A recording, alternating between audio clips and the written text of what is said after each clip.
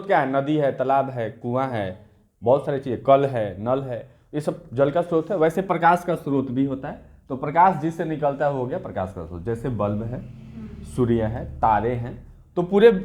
तो प्रकाश का स्रोत जो होता है वो दो प्रकार का होता है। कितने प्रकार का? दो प्रकार।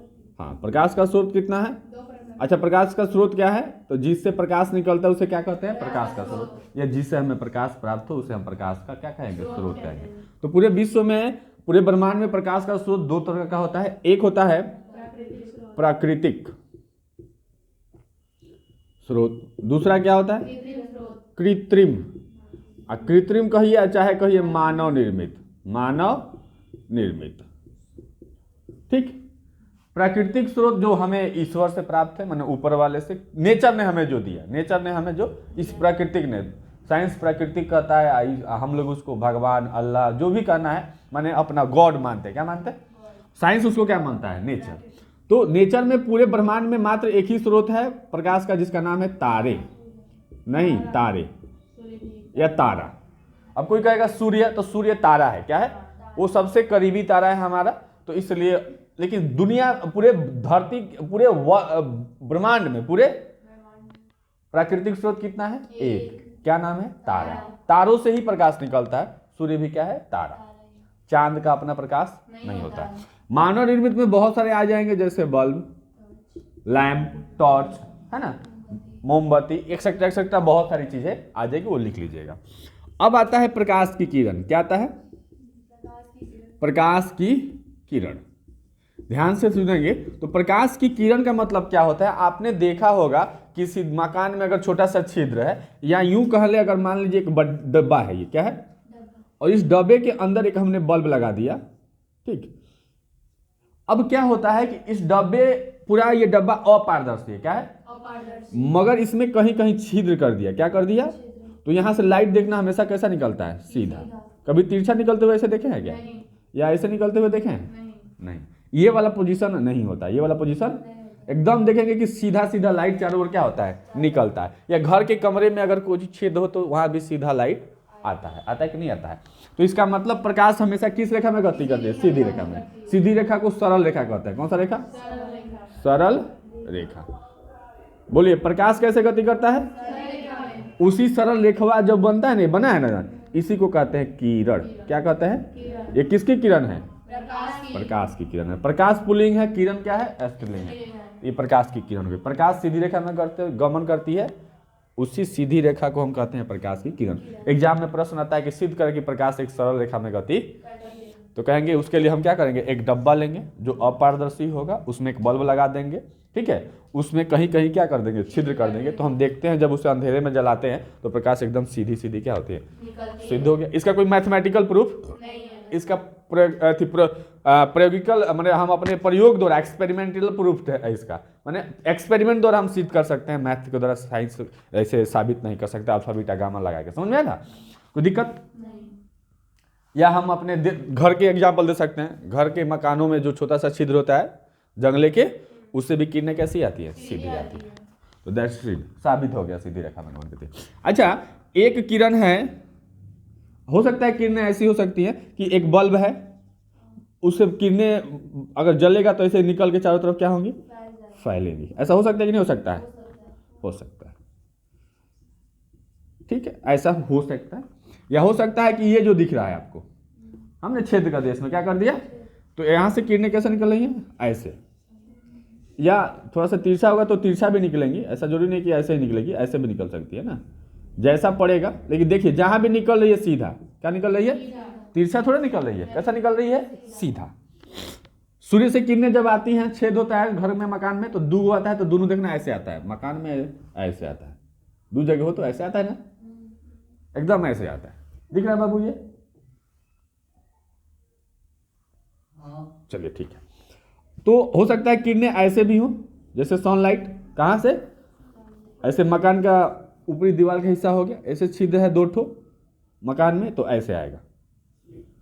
तो ये दोनों पैरेलल हो गए। क्या हो गए? है ना, ये दोनों क्या है? हाँ, समानांतर हो गए। या हो सकता है आपने ये देखा होगा, जो इंस्ट्रूमेंट बॉक्स में होता है लेंस, उसको सनलाइट में रखते हैं तो क्या होता है? इस पर जब प्रकाश पड़ता है ऐसे,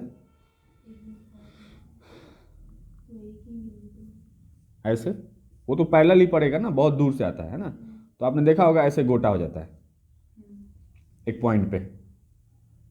ठीक, तो ये 3 तरह के ऐसी कंडीशन हो सकता है। ये एक किरण है और ये 2 किरण है, इसमें और छेद होगा तो और किरणें भी जुड़ सकती हैं। यहाँ भी बहुत सारी किरणें हैं, यहाँ भी बहुत सारी किरणें हैं, और यहाँ भी एक किरण, प्रकाश जब सीधी रेखा में गमन करते हो उसको क्या कहेंगे? किरण। ये किरण का समूह हो गया, किरण का, इसको बोलेंगे किरण पुंज। क्या कहेंगे? किरण पुंज। समझ में आया? किरण पुंज मतलब किरणों का समूह। क्लियर? किरण पुंज क्या है? तो किरणों का समूह। किरण पुंज क्या है? किरणों का समूह। तो किरणों का जो समूह है, ये किरण है तो किरण, इसका अगर समूह है तो क्या बोलेंगे? किरण पुंज। या कितने तरीके से हो सकता है? 3 हो सकता है। किसी एक बिंदु से निकल के चारों तरफ, तो वैसे किरण पुंज को बोलेंगे अपसारी किरण पुंज। क्या कहेंगे? उसमें क्या होता है? किरणें एक बिंदु से निकल के चारों तरफ क्या होती है? फैल जाती है, तो उसे बोलते हैं अपसारी किरण पुंज। बोला क्या होता है?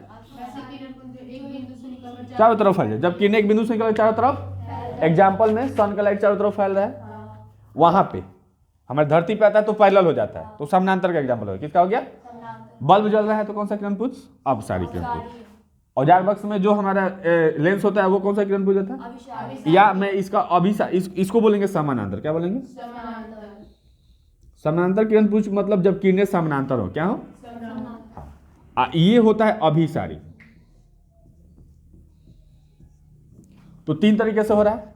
निकल के फैल रहा है तो अपसारी, समानांतर है तो समानांतर, अगर आके कहीं एक बिंदु पर क्या हो जाए तो क्या बोलेंगे? अभिसारी किरण पुंज। तो किरण पुंज कितने प्रकार का? पहला का नाम, दूसरा का नाम और तीसरा का नाम। कोई डाउट? अपसारी किसे कहेंगे? जब किरण एक बिंदु से निकल के चारों तरफ, समानांतर जब समानांतर हो, क्या हो?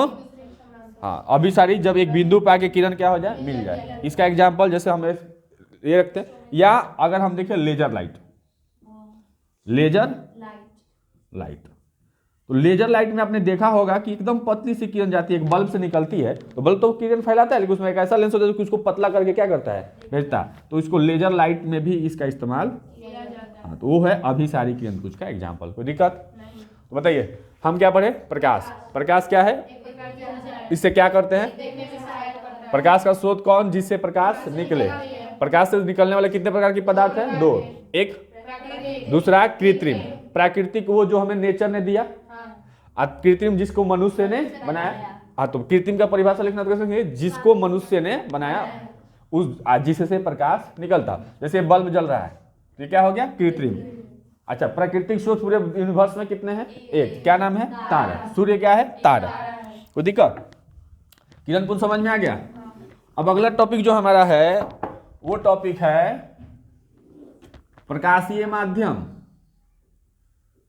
प्रकाशीय माध्यम। तो माध्यम जिससे प्रकाश होके चलता है उसे प्रकाशीय माध्यम कहते हैं। जिससे प्रकाश होके क्या करे? चलता है उसे प्रकाशीय। हवा में भी प्रकाश चलता है, वस्तु में भी प्रकाश चलता है। तो ये प्रकाशीय माध्यम 3 प्रकार का होता है। एक होता है अपारदर्शी, ठीक है। दूसरा होता है पारभासी, पारभासी, और तीसरा होता है पारदर्शी। अगर कोई ऐसा पदार्थ है जिसे प्रकाश पार ही ना करे तो उसे कहेंगे अपारदर्शी। जैसे दीवार, उस पर जाएगा क्या? नहीं। एक होता है पारभासी, जिससे प्रकाश थोड़ा थोड़ा पार करे, तो उसके पार देखो, जिससे पार नहीं करेगा उसके उस पार आप देख नहीं सकते हो। जिसमें थोड़ा थोड़ा पार करेगा, थोड़ा थोड़ा देख सकते हो। पूरा पार करेगा, पूरा देख सकते हो। जैसे इस कांच के उधर से आप देखते हैं तो थोड़ा थोड़ा दिखता है ना, ध्यान से, तो ये कौन सी हो गया? पारदर्शी की पारभासी? पारभासी। ये दीवार दिखेगा नहीं, बोर्ड के उस पार दिखेगा क्या? तो ये हो गया अपारदर्शी। लेकिन सफेद कांच पारदर्शी। हमारे बीच में हवा है, हवा क्या हो गया? पारदर्शी। कुहासा आ जाए तो पारभासी। क्यों? कुहासा में थोड़ा थोड़ा दिखेगा, तो थोड़ा थोड़ा दिखे तो पारभासी, पूरा न दिखे तो अपारदर्शी, आप पूरा दिखे तो पूरा दिखाई दे तो पारदर्शी। कोई दिक्कत? ये तो परिभाषा बड़ा सिंपल है। जिसके आर पर हम पूरा देख सकते हैं साफ साफ, पारदर्शी। थोड़ा थोड़ा देख सकते हैं, पारदर्शी। बिल्कुल नहीं देख सकते हैं, अपारदर्शी। बात खत्म। कोई दिक्कत? एग्जाम्पल अपारदर्शी में ईंटा, पत्थर, कुछ भी लिख दीजिए। पारभासी में आप लिख सकते हैं कुहासा, कांच घिसा हुआ। एक सफेद कांच है, उसको रगड़ दो दीवार पे तो धुंधला दिखने लगेगा। कैसा दिखने लगेगा? तो रगड़ा हुआ कांच, घिसा हुआ कांच। एक कागज में दिखाई दे रहा है क्या? ये मेरा मुंह दिखाई दे रहा है? अगर इसमें तेल में डुबा के निकालो थोड़ा थोड़ा दिखेगा। कैसा दिखेगा? तो तेल लगा हुआ कागज। कौन सा पदार्थ का एग्जाम्पल है? ये हमेशा आता है, घिसा हुआ कांच और तेल लगा हुआ। ये दोनों हमेशा क्या करता है? पूछता है कौन सा माध्यम है, कौन सा? तो पारभासी। अच्छा, मिट्टी का तेल, जैसे लोटा में मिट्टी का तेल हो तो पेंदी थोड़ा थोड़ा दिखता है, अब पानी हो तो एकदम साफ दिखता है, दूध हो तो दिखता ही। तो दूध हो गया अपारदर्शी, मिट्टी का तेल हो गया पारभासी, अब पानी क्या हो गया? पारदर्शी। क्लियर? डीजल पेट्रोल पारदर्शी की अपारदर्शी की? पारभासी। पारभासी। ये सरसों का तेल भी होता है तो थोड़ा थोड़ा दिखता है, ज्यादा हो तो नहीं दिखता है, लेकिन थोड़ा सा हो तो दिखता है। क्लियर? समझ में आ गया? तो ये तीन माध्यम समझ में आ गए। अब आगे बढ़ते हैं। अब हम समझते हैं कि प्रकाश एक सीधी रेखा में क्या करती है?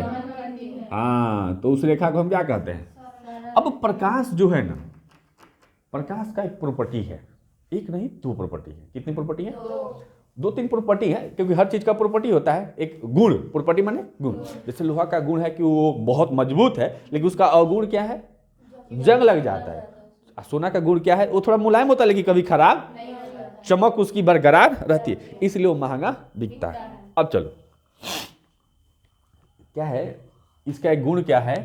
ये एक पहला गुण क्या है प्रकाश का? कि सीधा चलेगा। कितना चलेगा? और बड़ी स्पीड चलता है। बड़ी स्पीड चलने का मतलब इसकी चाल जो होती है ना, यह 1 सेकंड में, कितने सेकंड में? 3 लाख किलोमीटर जाएगा। कितना? 3 लाख किलोमीटर जा सकता है। आप एक घंटे में जाओगे 10-20 किलोमीटर, ये 1 सेकंड में कितना जाएगा? तो इसलिए इसका स्पीड होता है 3 लाख किलोमीटर पर सेकंड। ठीक है, 5 जीरो। अगर इसको मीटर में लिखना है तो 3 गुने 10 के पावर 8 मीटर पर सेकंड। ये 10 गुने 3 के पावर 5 10 के पावर 5 हो जाएगा। कोई दिक्कत? ये इसकी स्पीड हो गई। क्या हो गई? पहला गुण हो गया कि इसकी स्पीड इतनी होती है। दूसरा प्रॉपर्टी लाइट का अगर आज लिखना हो तो क्या लिखोगे? प्रकाश का यह सीधा चलता है, हमेशा चलेगा। तो कैसा चलेगा? जैसे यहां आया, दीवार मिला, रुक जाएगा, घूम के नहीं जाएगा। और हवा आएगा, दीवार में टकराएगा, है ना, घूम जाएगा, होने से जाके होने जाएगा। लेकिन प्रकाश कभी भी घूमता नहीं है, यानी सीधा चलेगा। कैसे चलेगा? अब तीसरा प्रॉपर्टी क्या है इसका? दूसरा समझ में आ गया ना? तीसरा कि अगर कोई चमकीला सतह मिल जाए, क्या मिल जाए? तो उस पर आके जब ये टकराएगा कुछ कोण पर, अगर यहां पर जो कोण है उतना ही कोण पर इधर बनाते हुए ये मुड़ भी जाएगा, है ना? अगर वो सतह क्या है? चमकीला है। अगर ये पारदर्शी है, क्या है? तो घुसेगा ना इसके अंदर, तो रास्ता अगर इसका ये है तो थोड़ा सा मुड़ जाएगा, मैंने अपने रास्ते को बदल लेगा। क्या करेगा? और जब बाहर भी निकलेगा ना, जैसे यहां पे इसका रास्ता ये है, फिर रास्ते को क्या करेगा? चेंज करेगा। यानी जब माध्यम बदलता है, जैसे कि हवा है, क्या है? और ये क्या है? कांच। फिर ये क्या हो गया? हवा। यानी हमने कहा प्रकाश जिसमें चलता है उसे क्या बोलते हैं? प्रकाशीय माध्यम। वो पारदर्शी होता है, अपारदर्शी भी होता है, लेकिन यहाँ पे सब पारदर्शी है। क्या है? कांच भी पारदर्शी है, हवा भी। लेकिन हवा एक अलग माध्यम हो गया, कांच एक। जब इसमें जब इसमें प्रवेश किया तो रास्ता को क्या किया? बदल लिया। इसमें से बाहर गया तो फिर रास्ता का क्या किया? तो ये दोनों घटना होता है। ये इसको बोलते हैं जब देखो, लेकिन इसमें क्या हुआ? इसमें फर्क क्या है? इसमें हवा अलग माध्यम है और कांच अलग माध्यम है। तो यहाँ पे एक माध्यम से दूसरे माध्यम प्रवेश कर रहा है तो अपने रास्ता को क्या कर रहा है? बदल रहा है। फिर इस माध्यम से इस माध्यम में जा रहा है तो भी रास्ता को क्या कर रहा है? बदल रहा है। और यहाँ पे भी रास्ते को बदल रहा है, यहाँ पे भी रास्ते को, लेकिन हवा में था, हवा में ही है, हवा में ही, लेकिन यहाँ पे माध्यम चेंज हो गया, यहाँ पे माध्यम चेंज, लेकिन प्रकाश मूर्ता दोनों में है। और इसमें क्या अंतर होता है कि यहाँ सतह पर जितना कोण पे आता है उतना ही कोण पे मुड़ता है, उतना ही कोण पे। लेकिन यहां पर क्या लिखा, लेकिन यहां पर नहीं, यहां पे कोण बराबर नहीं होता है। तो इस घटना को हम बोलते हैं प्रकाश का परावर्तन, प्रकाश का परावर्तन। और इस घटना को बोलते हैं प्रकाश का अपवर्तन, जो हमारा नेक्स्ट टॉपिक रहेगा। अंतर समझ में आ गया दोनों में? मूर्ता दोनों में है, अंतर क्या है? माध्यम बदल जाता है, इसमें माध्यम। तो इसको हम क्या कहेंगे कि जब प्रकाश किसी माध्यम से आता है, किसी सतह से टकराता है और टकरा के फिर उसी माध्यम में, तो इसको हम कहते हैं प्रकाश का परावर्तन। और वो सतह कैसा होना चाहिए? परावर्तक, चमकीला होना चाहिए। क्या ना समझे? और चमकीला को फिजिक्स कहता है परावर्तक, तो इसको बोलेंगे परावर्तक सतह। चमकीला कहेंगे कि परावर्तक? यानी हमारी भाषा में जब प्रकाश किसी माध्यम से आता है और किसी चमकीले सतह से टकराकर फिर उसी माध्यम में, तो उसे हम क्या बोलेंगे? लेकिन साइंस के, फिजिक्स के भाषा में कहेंगे जब प्रकाश किसी माध्यम से आता है और किसी परावर्तक सतह से टकराता है और टकरा के उसी माध्यम में लौट जाता है, तो इस घटना को क्या कहेंगे? प्रकाश का परावर्तन। अब एक बात ध्यान से सुनिए, परावर्तक सतह कौन? जो प्रकाश के किरण को मोड़ता है। किस माध्यम में? जिस माध्यम से आया था उसी माध्यम में, तो उसे बोलते हैं परावर्तक सतह। या जिस सतह से परावर्तन हो रहा है, क्या हो रहा है? ये घटना क्या कहलाई? प्रकाश का परावर्तन। तो जिस सतह से ये परावर्तन हो रहा है, क्लियर? अब ये तो सीधा सतह है ना, है? ये टेढ़ा भी हो सकता है, कोई गारंटी है? तो हो सकता है कि ये सतह कैसा हो? टेढ़ा हो, नहीं हो सकता है। ये भी चमकीला हो, है? तो यहां पे भी टकराएगा तो जितना कोण है उतने कोण पर क्या होगा? मुड़ेगा। इधर दिख रहा है ना, दोनों सेम होंगे, दोनों सेम होंगे। तो परावर्तन यहां भी हो रहा है, परावर्तन भी, लेकिन यहां नियम नहीं है, देखो अनियमित है। क्या है? और यहां पर नियमित है, यहां पर और यहां पर। तो परावर्तन दो प्रकार का, एक होता है नियमित परावर्तन और एक होता है अनियमित परावर्तन। बोलो, समझ में आ गया? तो नियमित परावर्तन क्या है, अनियमित परावर्तन क्या है? जिसमें वैसा परावर्तन जो सीधी सतह से हो, यानी समतल सतह से। कैसे? तो उसे बोलेंगे हम नियमित परावर्तन। और वैसा परावर्तन जो वक्र सतह से, उसे क्या कहेंगे? अनियमित परावर्तन। नियमित अनियमित समझ में आ गया? सीधा सतह से परावर्तन नियमित परावर्तन, टेढ़ा सतह से परावर्तन। तो ये है समतल सतह, ये क्या है? वक्र सतह। तो वक्र सतह, और ये हो गया समतल सतह। अब इसमें क्या होता है, इसमें एक चीज और आपको हम सिखाना चाहेंगे कि इसमें अगर इसकी विशेषता दोनों की लिखनी पड़े, तो देखो इसमें ये सतह से जितना कोण बना के आता है उतने कोण बना के, इसमें भी जितना कोण बना के आएगा उतना कोण बना के। लेकिन यदि दो किरण हम इस नियमित पदार्थ में अगर दो किरण आपतित करें, कितने किरण? अगर आने वाली किरण समानांतर है तो जाने वाली किरणें भी क्या होगी? ठीक। लेकिन इसमें क्या है, देखो ये आके यहाँ पे गिरा है, इतना कोण पर इतना कोण पर गया ना, परावर्तित हो गया यहाँ से, कोई दिक्कत है यहाँ पे? अब मैं एक समानांतर किरण यहाँ पे आपतित करता हूँ, ये समानांतर है इसके, लेकिन देखो यहाँ पे पड़ा है, तो यहाँ पे जितना कोण है उतना कोण पर ऐसे जाएगा ना। तो क्या जाने वाली समानांतर है? आने वाले समानांतर हो सकती है, लेकिन जाने वाली समानांतर नहीं हो सकते। किस में? अनियमित में। लेकिन नियमित में, नियमित में आने वाली समानांतर है, किरणें भी क्या होगी? समानांतर होगी। बोलो क्लियर? विशेषता लिखने के लिए आए तो क्या लिखोगे कि पहले नियमित अंतर लिखने के लिए आ जाए, लिखेंगे कि ये समतल सतह से होता है, ये वक्र सतह से होता है। इसमें आने वाली किरणें समानांतर, तो जाने वाली भी किरणें क्या होगी? समानांतर। इसमें आने वाली समानांतर होती है, जरूरी नहीं कि जाने वाली समानांतर होगी, हो भी सकती है, नहीं भी हो सकती, कोई दिक्कत? अब आगे बढ़ते हैं। तो नियमित अनियमित समझ में आ गया। अब आगे बढ़ते हैं। अब जो हमारा टॉपिक रहेगा वो रहेगा इस प्रकाश के परावर्तन की कुछ मुख्य बिंदु। यहां दिख रहा है बाबू? यहां पे कोई दिक्कत दिख रहा है? चलो, तो ये हो गया परावर्तक सतह। क्या हो गया? फटाफट देख लेंगे, खत्म हो जाएगा अभी तुरंत। ये कौन सा सतह है बाबू? तो परावर्तक सतह किसे कहते हैं? जो आने वाली किरणों को जो सतह परावर्तन करेगा, जो सतह या जिस सतह से किरण का क्या होगा? परावर्तन। ये भी परावर्तक सतह, ये भी परावर्तक सतह, कोई दिक्कत? अब देखिए, अब अगर कोई परावर्तक सतह पर कहीं से आगे कोई किरण पड़े, आके उसे बोलेंगे आपतित किरण।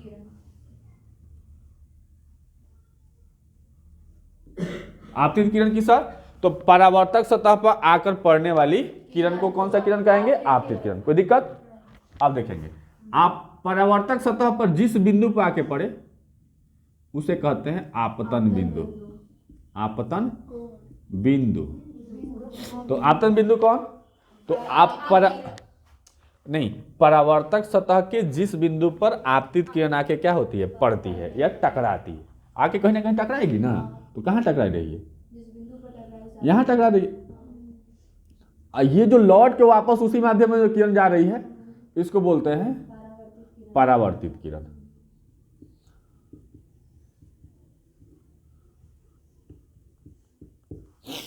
ये होगा इंसिडेंस रे, ये होगा रिफ्लेक्टेड रे, है ना? इंसिडेंस पॉइंट हो गया ये, इसलिए इसको आई से सूचित करते हैं, इसको आर से। ठीक है, अंग्रेजी से। किससे? लेकिन हमें अंग्रेजी में नहीं जाना। तो बोलिए, आने वाली किरण को टकरा के जाने वाली किरण को किससे टकरा के? परावर्तक सतह से। किससे? आने वाली किरण परावर्तक सतह पे जहां टकराएगी उसको। ठीक है, अब यहां पे हम कहीं भी लंब खींच सकते हैं। क्या खींच सकते हैं? जो कि इसमें होता नहीं है, लेकिन कल्पना करते हैं कि यहाँ पे क्या है? बीच में और आपतन बिंदु पर खींचते हैं। क्या खींचते हैं? ये लंब है। क्या है? लंब का मतलब 90 डिग्री कोण पर। कितने डिग्री कोण पर? सीधा। इसको बोलेंगे अभिलंब। अभिलंब। तो परावर्तक सतह पर जो लंब खींचेंगे वो क्या हो गया? अभिलंब। परिभाषा सीख लिए, परावर्तक सतह पर जो लंब डालेंगे वो अभिलंब। परावर्तक सतह पर जो लंब डालेंगे वो अभिलंब। अब सुनेंगे, ये कौन किरण? ये क्या है? ये बीच में कोण बना है, तो कहेंगे आपतित किरण। और अभिलंब के बीच में जो कोण बनता है उसे कहेंगे आई, माने आपतन कोण। ठीक, ये कौन सा है? कौन किरण है? है क्या है? इसके बीच में जो कोण बनता है उसे कहते हैं आर, परावर्तन कोण। तो आपतित किरण और अभिलंब के बीच जो कोण, आपतन कोण। परावर्तित किरण और अभिलंब के बीच में जो ये कोण बना है इसे बोलेंगे परावर्तन कोण। इसका खास बात क्या है? ये जो परावर्तन है, किसका परावर्तन है? प्रकाश का। किसका परावर्तन है? तो इस प्रकाश के परावर्तन की विशेषता कहिए, विशेषता कहिए, या नियम कहिए, या गुण कहिए। क्या कहिए? क्या है भाई? तो पहला सीखेंगे, परावर्तन की विशेषता कहिए, या परावर्तन का नियम कहिए, या गुण कहिए। प्रकाश के, किसके? प्रकाश के। ये प्रकाश का परावर्तन हुआ है, तो आपने देखा एक चीज, मान लीजिए कि ये तो समझ में नहीं नियमित है ये, तो इसको हम मिटा भी देते हैं तो कोई बात नहीं है, आप लोग लिख लीजिएगा। ठीक है, वीडियो से देख लिख लीजिएगा। बताते हैं, मान लीजिए कि कोई किरण यहां आपतित हुई। कहां? बिंदु पर। तो क्या लगता है यहां से परावर्तित होती है? जहां पड़ती है वहीं से निकलती है। हमको लंब खींचते हैं तो दूसरे जगह खींचते हैं कि यहीं खींच देते हैं? खींचते हैं ना। यानी ये कौन किरण?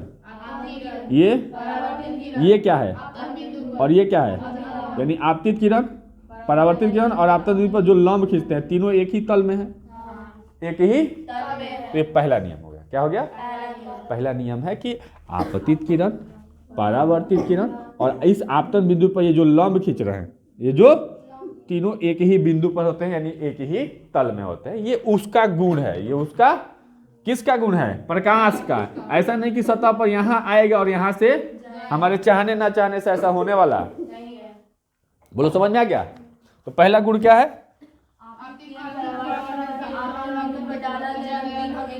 तीनों एक ही तल में।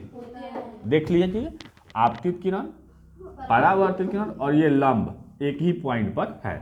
दूसरा क्या होता है सुनेंगे, ये आई अगर 60 डिग्री का है तो आर भी, ये अगर 50 डिग्री का, ये भी, माने अगर हम इसको छोटा करेंगे तो यह भी छोटा होगा, इसको बड़ा करेंगे तो यह भी क्या होगा, बड़ा। यानी कोण आई और कोण आर दोनों क्या होगा, माने आपतन कोण और परावर्तन कोण। आई माने, आर माने, दोनों बराबर होता है, दोनों बराबर होता है। अब समझें कैसे। कल मैं आपको लेजर लाइट से दिखाऊंगा, ध्यान से देखिएगा। ये सतह हो गया, ये हो गया, गर्दन दुखा गया। ये मेरा आई है, ये क्या है, और ये क्या है। अब मैं इस आई को मैं छोटा कर रहा हूं, क्या कर रहा हूं, तो यह भी छोटा हो जाएगा, यह भी छोटा हो जाएगा, क्या हो जाएगा।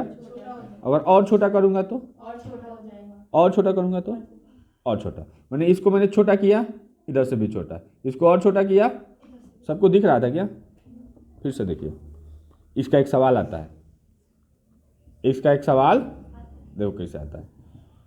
ये आई है और ये आर है। चलो मैंने बीच में अभिलंब कर दिया, बीच में अभिलंब कर दिया। ये आई और ये आर, मैंने आई को छोटा कर दिया तो आर भी उधर से क्या हो जाएगा, मैंने और छोटा कर दिया तो इसको और छोटा हो जाएगा। मैं और छोटा कर दिया, और जब मैं इसको सीधा कर दूंगा, समझ में आ रहा है। ये कोण छोटा हो रहा है तो ये कोण भी, ये और छोटा तो ये और छोटा तो ये। अब आई जब इसमें सट गया, आई जब इसमें अभिलंब से क्या हो गया, तो उसके बीच में कोण बना है क्या, यहाँ पे तो कोण बना है। जब इसमें ये सट जाएगा, जब इसमें जाके ये, तो 0 डिग्री का कोण बना, क्या तो 0 डिग्री बना के जब आएगा तो हम जानते हैं आई और आर दोनों क्या होता है, तो फिर उससे सटिएगा जाएगा तब ना 0 डिग्री का कोण बनेगा, और जाने वाला भी।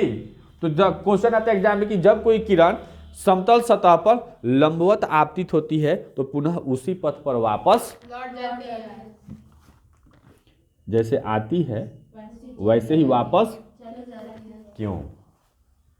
तो आपको कहना है, हम जानते हैं कि जब कोई किरण किसी सतह पर आपतित होती है तो अभिलंब से जितने डिग्री का कोण बनाएगी, अभिलंब से जितने डिग्री का कोण बना ये आने वाली है, अभिलंब से जितने डिग्री का कोण बना रही है उतना ही कोण बना के वापस। जाएगा। जब ये हम छोटा करते जाते हैं, जब ये सीधे आपतित होती है, कैसे, सीधे तो आपतित होती तो वो अभिलंब पे आपतित होती है, किस पर, है, अभिलंब पे तब अभिलंब और उसके बीच 0 डिग्री का कोण बनता है। अभिलंब और उसके बीच 0 डिग्री का कोण, तो जाने वाला कोण भी कितना डिग्री होना 0 चाहिए। डिग्री का। तो जब वो उसी पथ पर वापस लौटेगी, अगर थोड़ा सा भी घूम के जाएगी तो कोण बन गया ना, हाँ, तो कब 0 डिग्री का बनेगा, जब जब फिर उसी उसी पथ पथ पे पर जाएगी। वापस जाएगी, इसलिए वह उसी पथ पर वापस चली जाती है। लौट जाती है। लिखा जाएगा कि किसी समतल सतह पर लंबवत आने वाली किरण जब लंबवत आपतित होती है तो अभिलंब से कितने डिग्री का कोण बनाएगी, 0 डिग्री का, बनाती है, और जब 0 डिग्री का कोण बना के आती है तो आपतन कोण और परावर्तन कोण दोनों क्या होता है, बराबर होते हैं, तो फिर 0 डिग्री कोण बनाते हुए वापस लौटेगी, तो इसलिए वो उसी पथ पर वापस लौट जाती है। तो ये है प्रकाश के परावर्तन की मुख्य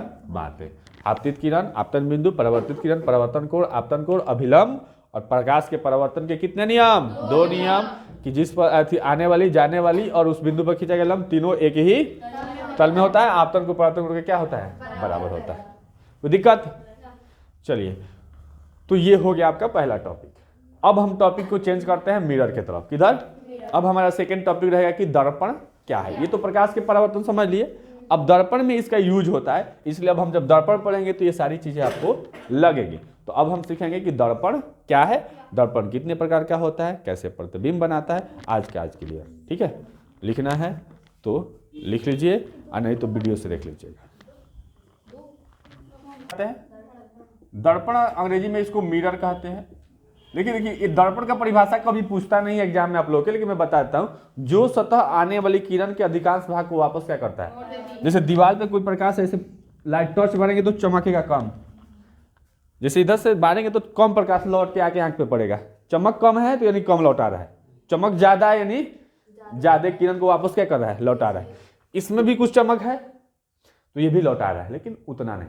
लेकिन शीशा लगा दे वो पूरा दिखेगा, पूरा, जिसमें जितना प्रकाश लौटा सकता है वो उतना ही प्रतिबिंब माने तुम्हारा चेहरा दिखा सकता है। कम लौटाएगा तो कम दिखेगा, इसमें थोड़ा थोड़ा दिखता है तो थोड़ा थोड़ा लौटाता है, जो ज्यादा दिखेगा तो ज्यादा लौटाता है। लेकिन दर्पण रखता ही नहीं है, पूरा क्या करता है, लौटा देता है। तो जो सतह आने वाले किरण के लगभग पूरे भाग को वापस क्या कर दे, लौटा दे, उसी को क्या कहते हैं, दर्पण। दर्पण दो प्रकार का, एक समतल दर्पण और दूसरा होता है गोलीय दर्पण। ठीक है, एक होता है समतल दर्पण और एक होता है गोलीय दर्पण। समतल दर्पण किसे कहते हैं, तो जिस दर्पण का परावर्तक सतह एकदम समतल हो, क्या हो, माने प्लेन हो एकदम।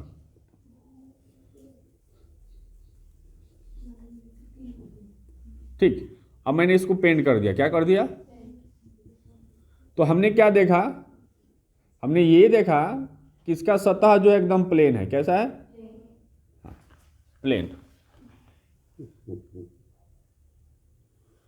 तो इसको बोलेंगे समतल दर्पण।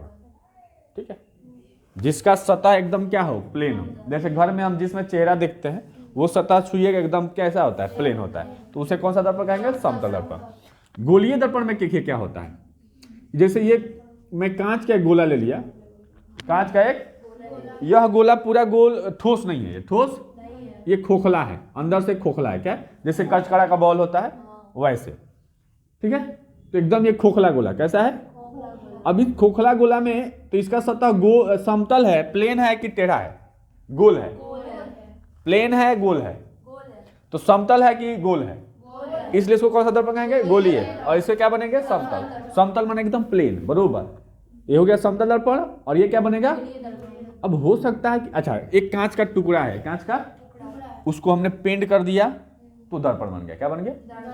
अब इधर प्लेन है तो प्लेन दर्पण बन गया, अब ये गोल है तो कौन दर्पण बनेगा। अब इसमें क्या हो जाता है कि अगर हम इसको ऐसे पेंट कर दे बाहर से, कहां से,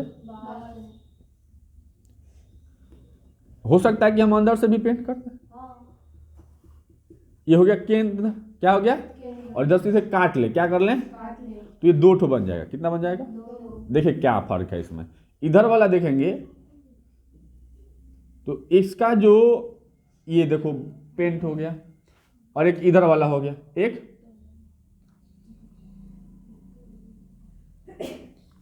फर्क क्या है, सुनो, जिधर पेंट रहता है उधर चेहरा दिखता है, जिधर नहीं रहता है उधर, तो किरण इधर से मुड़ेगी, तो ये बोलेंगे परावर्तक सतह, क्या बोलेंगे, ध्यान से देखेंगे। अब क्या है, ये वाला समतल है परावर्तक सतह, तो समतल दर्पण। इससे जब दू को बना तो एक की ओर एक अगर अंदर रंगते हैं तो परावर्तक सतह उठ जाएगा, बाहर रंगते हैं तो परावर्तक सतह धस जाएगा, ये ना परावर्तक सतह हुआ।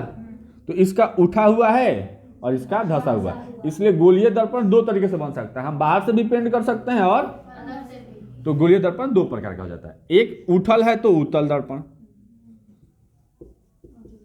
जिसका धसल है वो अवतल दर्पण, उसको नाम दिया हमने अवतल दर्पण। देखो उत्तल का मतलब उठा हुआ, अवतल का मतलब धसा हुआ, तो इसलिए गोलीय दर्पण किसे कहते हैं, अगर परीक्षा में आता है प्रश्न तो लोग लिखवाते हैं, ये सब लोग लिखवाते हैं। हमने इसको खोखले गोले से बनाया, किससे बनाया, तो हम बोलते हैं गोलीय दर्पण क्या है, तो वह दर्पण जो किसी खोखले गोले का भाग है, किसका भाग है, ये दोनों दर्पण किससे बना है, इस खोखले, तो ये किसका टुकड़ा है, इस खोखले गोले का, इस खोखले गोले को बाहर से पेंट किए तो अवतल बन गया, अंदर से पेंट किए तो क्या बन गया, उत्तल। तो इसलिए परिभाषा इसका लिखा जाता है वह दर्पण जिसका ये जो परावर्तक सतह है वो किसी खोखले गोले का क्या होता है, हिस्सा होता है, उस दर्पण को हम कौन सा दर्पण कहते हैं। लेकिन यह दो प्रकार का, समतल तो एक ही प्रकार का होता है, लेकिन गोलीय दर्पण दो प्रकार का। अगर जिस गोलीय दर्पण का परावर्तक सतह क्या हो, उठा, क्या हो, वो उसे उत्तल कहेंगे, और जिसका धसा है उसे अवतल कहेंगे। ठीक है, चलिए गोलीय दर्पण समझ में आ गया, कितने प्रकार का, एक उत्तल का सतह, कौन सतह, अवतल का परावर्तक सतह। गोलीय दर्पण किसे कहते हैं, जिसका परावर्तक सतह किसी खोखले गोले का भाग होता है।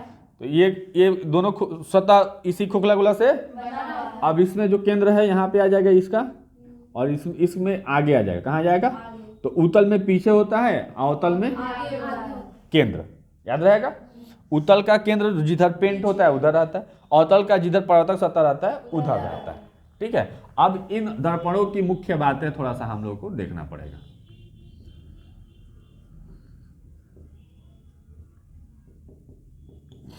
ठीक है, अब देखेंगे, जरा ध्यान से देखेंगे। मैं यहां पे बना देता हूं एक अवतल। क्या बनाता हूं?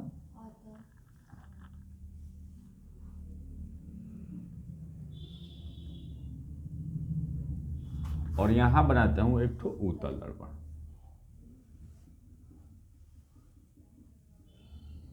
ठीक है, अब ये दर्पण की यहां से फीता से माप करेंगे, अगर 5 मीटर का है, ऐसे ऐसे नहीं, ऐसे।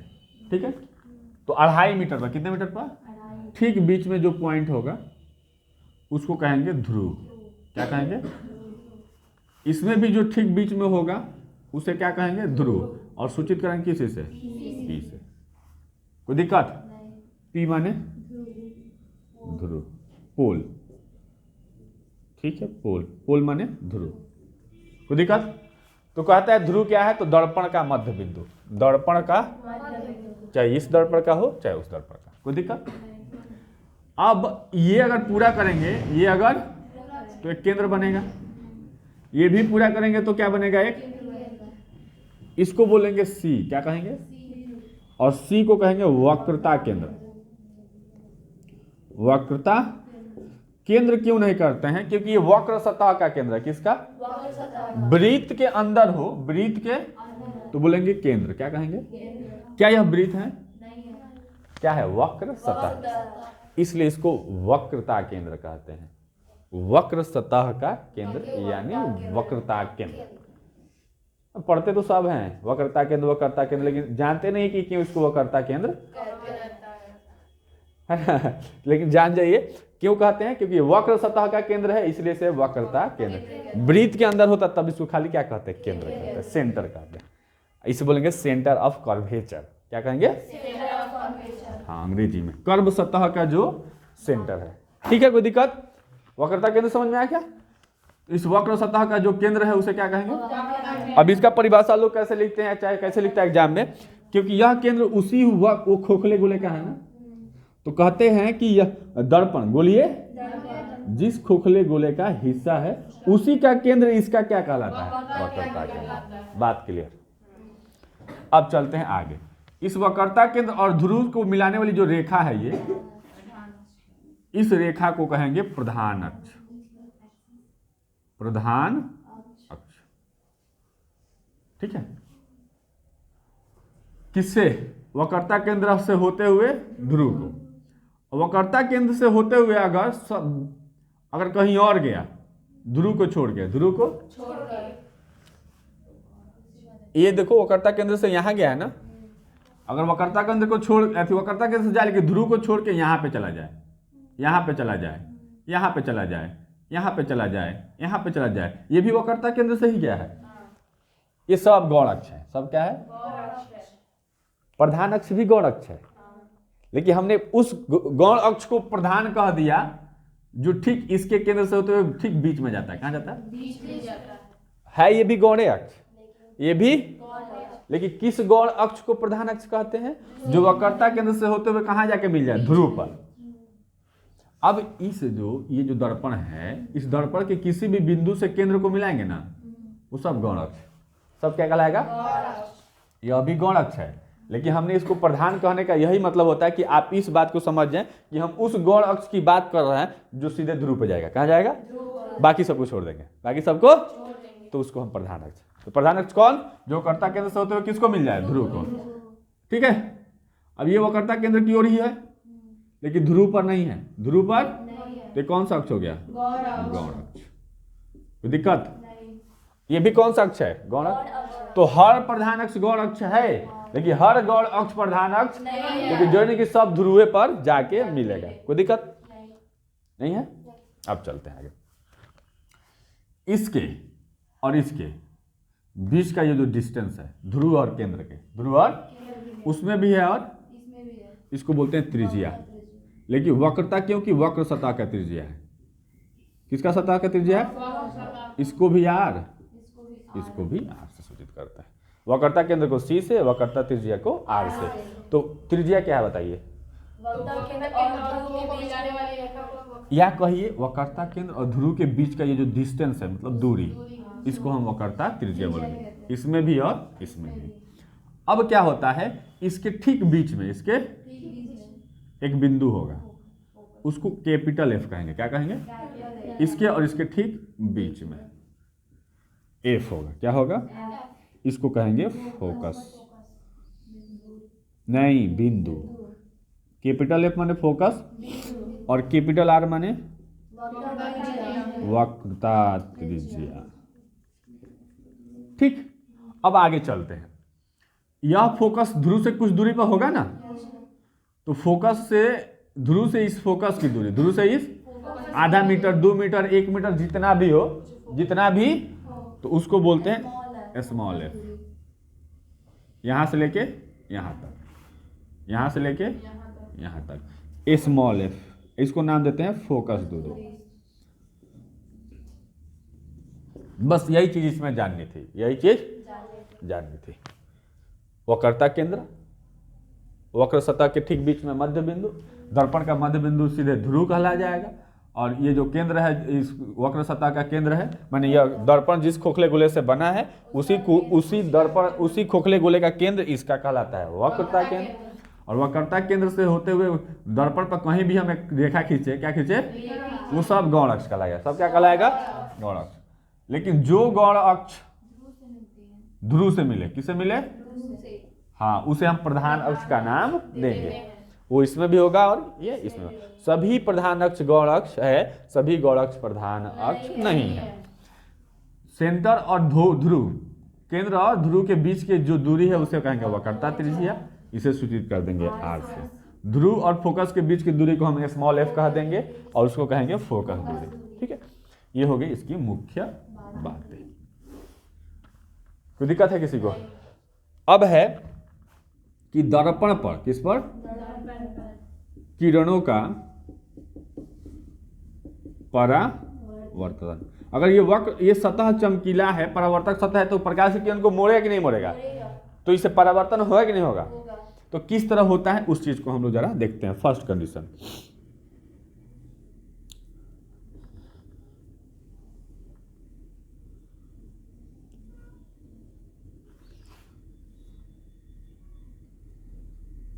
दोनों में साथ साथ, ये P हो गया और ये C हो गया और ये सीधे क्या हो गया, F हो गया। ये F हो गया, ये P हो गया और ये C हो गया। ठीक है, ये कौन सा दर्पण, अवतल धंसा हुआ है। ये कौन सा दर्पण, उत्तल, क्योंकि उठा हुआ है। अगर हम कोई किरण यहां पर आपतित करें, कहां पर, इधर से, ठीक है, तो ये जितना कोण बनेगा ना, उतने पर ये परावर्तित हो जाएगी, उतने पर ये। अगर इसमें यहां करें, इधर से क्यों नहीं करते, क्योंकि ये सतह रंगा हुआ है। ये क्या हुआ है, हाँ, ये जितना कोण पे आपतित करेंगे उतना ही कोण पे क्या हो जाएगी। अगर नीचे से कर रहे हैं तो ये आई यू वाला आज, मानिए यह प्रधान अक्ष से जितना कोण बनाते हुए आपतित होगी, कहाँ, ध्रुव पर, प्रधान अक्ष से उतना ही कोण बनाते हुए परावर्तित भी हो जाएगी। ये आपतित किरण है। ये एग्जाम में प्रश्न पूछता है, हल्के में मत लीजिए, कि किसी गोलीय दर्पण के ध्रुव पर आपतित किरण की दिशा बताइए या किस तरह से परिवर्तन होता है उसको समझाएं या स्पष्ट। तो वहां पे क्या बताना है कि यदि कोई किरण, यदि कोई गोलीय दर्पण पर, किस दर्पण पर, ध्रुव की दिशा में आपतित होती है, किसकी दिशा में, तो प्रधान अक्ष से जितना कोण बना के आपतित होती है उतना ही कोण बना के क्या हो जाती है, परावर्तित हो जाती है। इसमें भी और उसमें भी। बोलो, बात समझ में आ गई, पहला कंडीशन। अब सेकंड कंडीशन की ओर बढ़ते हैं।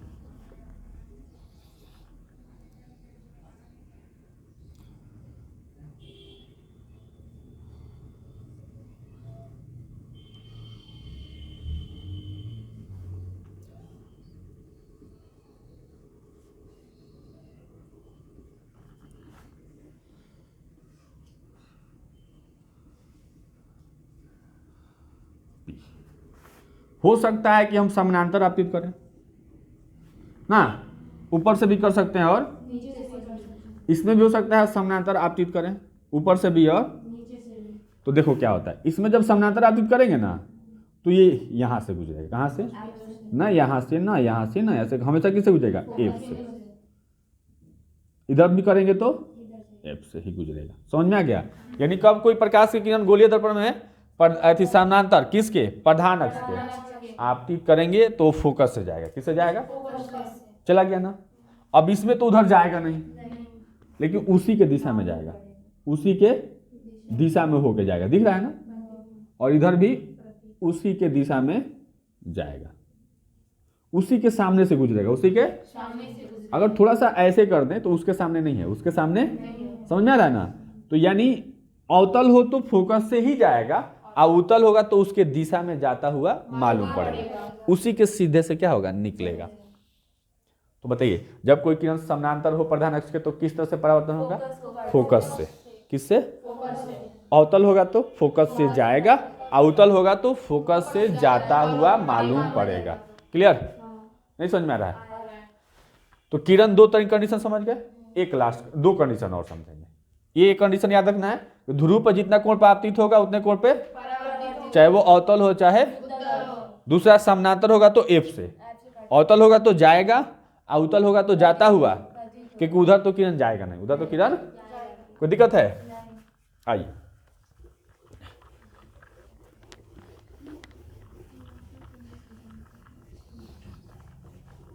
दो कंडीशन और तीसरा देखेंगे यहां पे।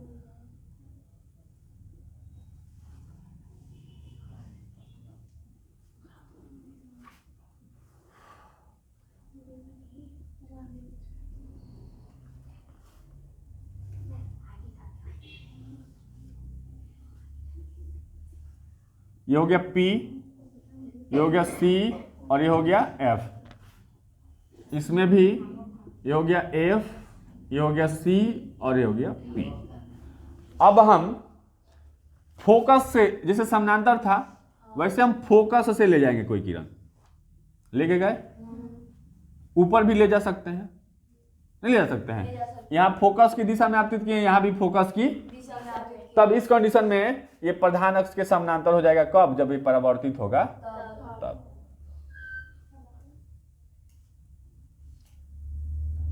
ठीक है? और इसमें भी, और परावर्तन के बाद ये प्रधान अक्ष से क्या हो जाएगा, समानांतर। तो जब कोई किरण फोकस से किधर आपतित करेंगे, किधर से, तो प्रधान अक्ष से समानांतर निकलेगा। कैसे निकलेगा? ऊपर से भी करेंगे तो नीचे से निकलेगा, नीचे से करेंगे तो ऊपर से। अब इधर तो फोकस से करें तो परावर्तित ही ना हो, क्यों?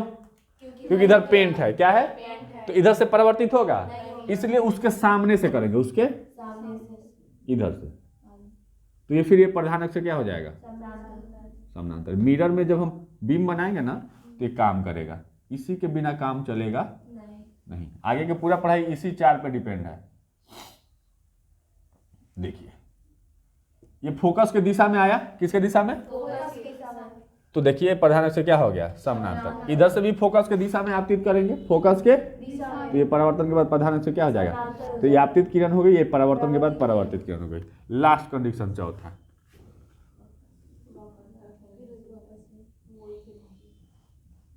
बताइए तो कहां से होता है, आपतित करेंगे तो कहां से जाएगा, हाँ,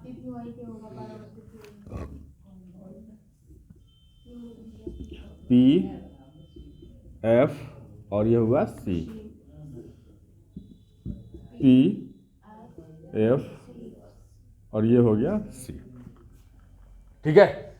अगर हम इसके दिशा में करें वक्रता केंद्र से, किधर से, तो ऐसे कर दिए, तो ये जिस पथ पे जाएगा उसी पथ पे वापस। अब इसमें तो इधर से करेंगे नहीं, लेकिन उसके दिशा में, उसके, हो रहा है ना, तो जैसे जाएगा वैसे वापस।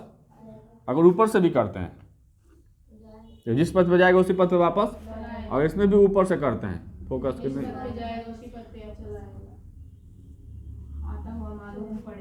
जिस पथ पे गया उसी पथ पे वापस चला। ये हो गया गोलीय दर्पण में कि किरण कैसे आपतित होगा, कैसे परावर्तित होगा। लेकिन अब हम एक बता देते हैं समतल में, किसमें, ठीक है। समतल दर्पण का रूल क्या है, सुन लेंगे कि समतल दर्पण का रूल है कि अगर ये दर्पण है, ये क्या है, दर्पण है। तो इसका रूल बड़ा सिंपल है, जितना कोण पे आएगा उतने कोण पे जाएगा। कहीं आपतित कीजिए, जितना कोण पे कीजिएगा उतने कोण पे आएगा, जितना कोण पर आपतन उतने कोण पे परावर्तन। जैसे मैंने ऐसे कर दिया तो जितना कोण बना है ना नहीं पे जाएगा। उतना ही कोण बना के वापस, अगर हमने ज्यादा कर दिया, हमने तो ये भी ज्यादा बना के जाएगा, ये छोटा होगा तो ये भी छोटा, ये बड़ा होगा तो ये भी। तो इसमें बड़ा सिंपल है, जितना कोण पे आएगा उतने कोण पे जाएगा। अब हम सभी दर्पण में प्रतिबिंब कैसे बनता है इस चीज को सीखेंगे, जरा नोट कर लीजिए।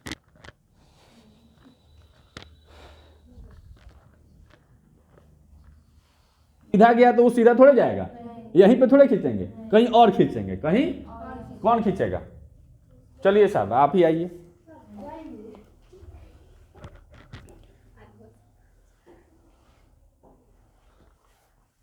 चलिए एक किरण आप और बनाइए और जैसे भी मर्जी वैसे खींच दीजिए, आपकी इच्छा, जिधर मर्जी उधर खींच दीजिए।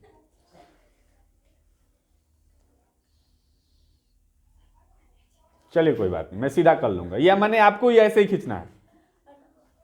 चलिए बैठिए। इनका इच्छा है कि सर यहां पे खींचा जाए, कहां पर, यहां पर। तो दो किरणें हमने खींच दिया। ध्यान से देखिए, ये आपतित किरण है। कौन किरण है, तो हमने कहा किसी बिंदु स्रोत से आने वाली किरणें, किसी बिंदु स्रोत से दर्पण से परावर्तन के बाद, दर्पण से तभी परावर्तन करेंगे तब ना।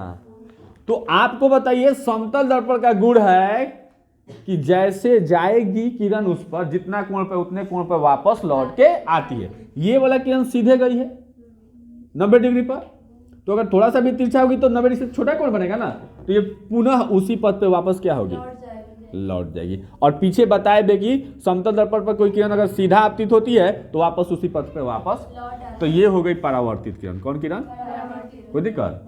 अब एक किरण मेरा ये था, तो जितना कोण पे आपतित हुई है उतने कोण पे क्या होगी, परावर्तित हो गई, उधर ना हो गई, उधर कहां चली गई। अब आप बताओ, इसको हम अगर आगे बढ़ाएं और इसको आगे बढ़ाएं तो कभी आपस में आगे जाके मिलेगी, कभी। तो हमें अगर आगे संभावना नहीं दिख रहा है तो हम पीछे बढ़ाएंगे, पीछे बढ़ाएंगे। थोड़ा सा ये टेढ़ा हो गया, ठीक है। अब ठीक है ना, सॉरी उल्टा हो गया, ये ऐसे हो गया, ठीक है। ये इधर चली गई। अगर हम इसको पीछे बढ़ाते हैं ऐसे, इधर चली जाएगी, और इसको भी हम पीछे की ओर बढ़ाते हैं तो इधर चली जाएगी। तो हमें ये यहां पे मिलती हुई क्या होगी, मिल रही कि मिलती हुई मालूम पड़ रही है।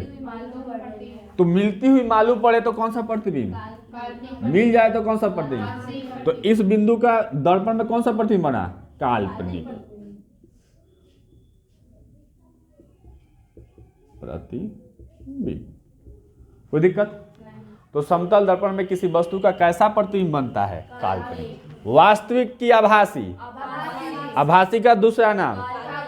अब एक चीज देखिएगा ना, ये जितना आगे है उतना पीछे, यानी यह है वस्तु की दूरी, किसकी दूरी, और ये प्रतिबिंब की दूरी।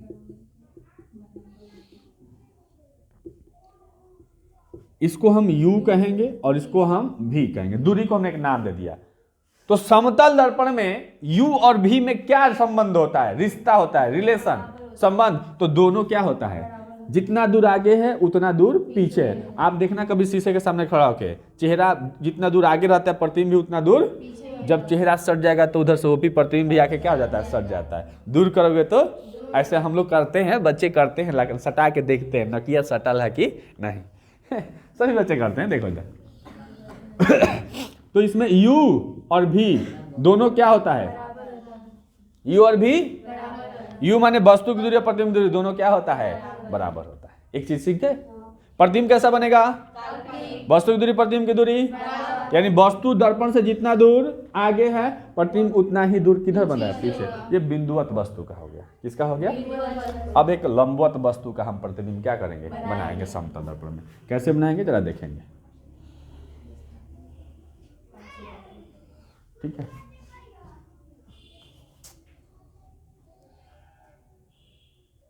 तार दाब दिए हैं आप, मोबाइल गिर रहा है।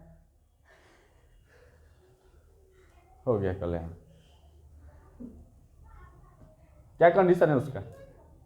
ठीक है, चलिए ठीक है। अब देखिए यहां से हमने एक आर बनाया, हमने एक, ठीक। तो ये वाला प्रतिबिंब अगर एक लंबवत वस्तु का बना ही लेते हैं, पहले मैंने एक ये वस्तु रख दिया ए बी, क्या रख दिया? अब इस बिंदु का पहले हम प्रतिबिंब बनाएंगे, तो फिर हम दो किरण खींचेंगे। जैसे मान लिया कि हमने एक ऐसे खींच दिया और एक ऐसे खींच दिया, दोनों दो दिशा में खींचा है। हमको कोई चिंता नहीं कि इधर खींचना है, जिधर चाहे उधर। अब जितने कोण पर इधर गया है उतने कोण पर ये क्या हो जाएगा? इधर परावर्तित हो जाएगा, और ये इधर परावर्तित हो जाएगा ना, हो जाएगा। जितना एंगल ये बनाया है इधर इधर, फिर इतना इधर। अगर इसको हम पीछे की ओर बढ़ाएं तो यहां पे मिलता हुआ तेरी, ये कौन सा मिलता हुआ मालूम पड़ेगा? आप कोण जब एथी से बनेगा ना, तो है स्केल से, तो ठीक आएगा।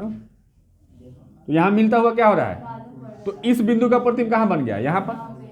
फिर उसके नीचे वाले बिंदु का उसके, और करके ऐसे यहां पे प्रतिबिंब क्या हो जाएगा? बन जाएगा। कोई दिक्कत? तो लंबवत वस्तु का भी बन गया, और आंख मूंद के नहीं, सॉरी, आंख मूंद के कैसे लाइन खींचोगे? दो किरण आपतित करोगे, लेकिन दो तरीके से। कितने तरीके से? फिर उस नियम से जैसे इस पर परावर्तित होता है, उस नियम से परावर्तित करोगे तो जहां मिल जाएगा और जहां मिलता हुआ मालूम पड़ेगा, प्रतिबिंब वहीं पर बनेगा। ठीक है, कोई दिक्कत? अब एक चीज और,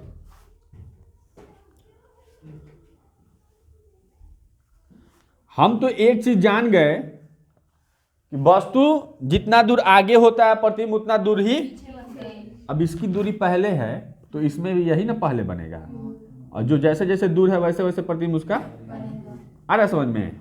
ये इससे ज्यादा दूर है तो वो भी ज्यादा दूर बनेगा।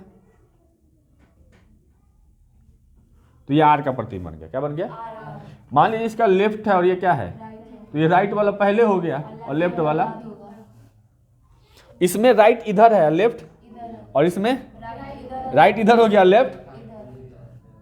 ठीक, फिर देखेंगे क्या होगा। तो इसको बोलते हैं पार्श्व परिवर्तन। क्या बोलते हैं? परिवर्तन।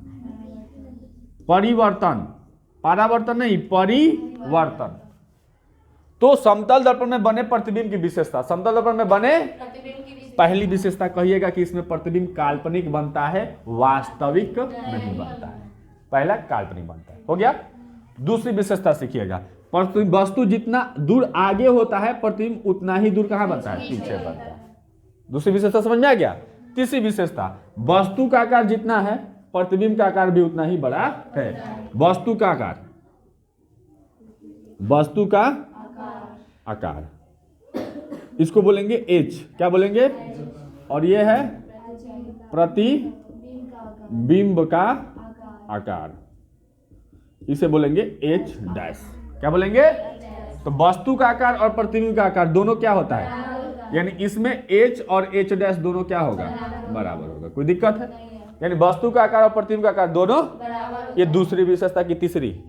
पहली काल्पनिक, दूसरा जितना दूर आगे उतना दूर, तीसरा वस्तु का आकार और प्रतिबिंब का आकार दोनों क्या होता है? बराबर। अब चौथा सुनिए, लेफ्ट राइट हो गया और राइट लेफ्ट, प्रतिबिंब बना है ना, तो इसका जो लेफ्ट है वो क्या हो गया? राइट हो गया, और राइट वाला किधर चला गया?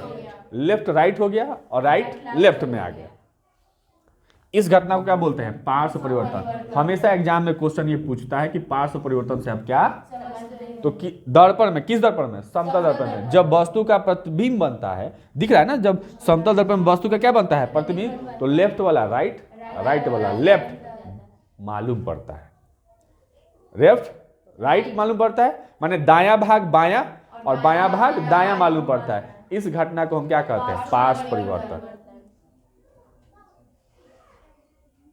ठीक है, इस घटना को पार्श्व परिवर्तन कहते हैं। अभी तार चश्मा निकालते हैं, घबरा मत। ठीक है, पार्श्व परिवर्तन समझ गए। किसी वस्तु का, जैसे शीशा में खड़े हो गए, किसमें, तो मैं अगर इधर वाला हाथ उठाऊंगा तो उसमें क्या इधर वाला उठेगा। अगर कोई व्यक्ति ऐसे खड़ा है तो उसका इधर वाला हाथ राइट होता है ना, लेकिन मेरा है कौन, लेफ्ट, तो लेफ्ट वाला राइट और राइट वाला लेफ्ट मालूम पड़ता है। यह घटना क्या कहलाता है, पार्श्व परिवर्तन। तो इसमें पार्श्व रूप से उल्टा बनता है प्रतिबिंब। तो चार अगर विशेषता लिख दीजिएगा ना, आता है, देखो बोर्ड में कितना क्वेश्चन आएगा, प्रतिबिंब का आएगा, प्रतिबिंब कैसा बनता है ये आएगा, उसकी विशेषता लिखिए वो भी आएगा। ठीक है, तो पहली विशेषता कि काल्पनिक बनता है, दूसरी जितना दूर आगे उतना दूर पीछे बनता है, तीसरी वस्तु का आकार प्रतिबिंब का आकार बराबर, चौथी पार्श्व रूप से उल्टा होता है, यानी लेफ्ट राइट राइट लेफ्ट। ये भी बोर्ड मॉडल है कि पार्श्व परिवर्तन से आप क्या समझते हैं, नोट कर लीजिए।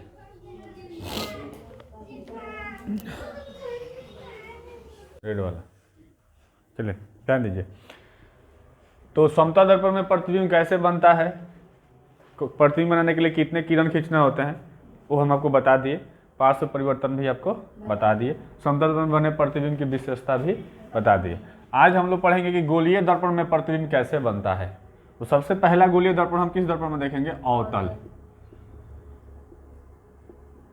देखो दर्पण चाहे कोई भी हो, एग्जाम में जब प्रतिबिंब बनाने के लिए आए तो कुछ नहीं करना है, दो किरण खींचना है। दो तरीके से आपको सिखाए थे कि किरण कैसे आपतित होती है गोलीय दर्पण पर, तो कैसे उसका परावर्तन, ध्रुव पर आपतित होगी तो जितना कोण बना के आपतित होती है उतना कोण बना के परावर्तित होती है। समानांतर होगी तो फोकस से जाएगी, फोकस से करेंगे तो समानांतर हो जाएगी। देख लेंगे जरा, ये अवतल दर्पण हो गया, कौन सा दर्पण, ये बीच में क्या हो गया, ध्रुव, और ये हो गया फोकस बिंदु, और ये हो गया वक्रता केंद्र। अगर ध्रुव पर आपतित करेंगे तो जितना कोण पर आपतित करेंगे उतने कोण पर, ये पहला कंडीशन। अगर समानांतर करते हैं तो फोकस से जाएगा, ठीक है, और अगर फोकस से करते हैं तो समानांतर हो जाएगा। क्या हो जाएगा, फोकस से करेंगे तो समानांतर, ऊपर भी फोकस से करेंगे तो क्या हो जाएगा, समानांतर हो जाएगा। अगर वक्रता केंद्र से करते हैं तो जिस पथ पे जाएगा उसी पथ पे वापस लौट जाएगा। ठीक है, तो ये याद होना चाहिए कि कहाँ से आपतित करते हैं तो कैसे उसका परावर्तन होता है। ध्रुव पर जितना कोण पर आपतित करेंगे प्रधान अक्ष से उतने कोण पर क्या हो जाएगा, परावर्तित। समानांतर करेंगे तो फोकस से, कहाँ से जाएगा, आप कितना पे भी समानांतर करोगे तो फोकस, समानांतर तो देख लीजिए पी एफ और सी, यहाँ करेंगे तब भी फोकस, यहाँ करेंगे तब भी फोकस, यहाँ करेंगे तब भी फोकस, यहाँ करेंगे तब भी फोकस, यहाँ करेंगे, कहीं करेंगे समानांतर तो कहाँ से जाएगा, फोकस से ही जाएगा। ठीक है, इस तरह से आपको याद होगा तो बन जाएगा। सबसे पहला कंडीशन,